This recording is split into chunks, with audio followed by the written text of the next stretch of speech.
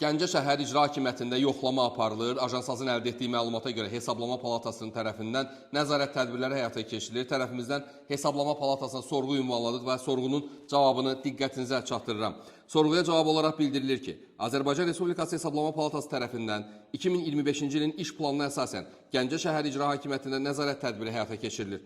Hesablama Palatası haqqında Azərbaycan Respublikası qanununun 22-ci maddəsinə uyğun olaraq audit prosesi hazırda davam edir.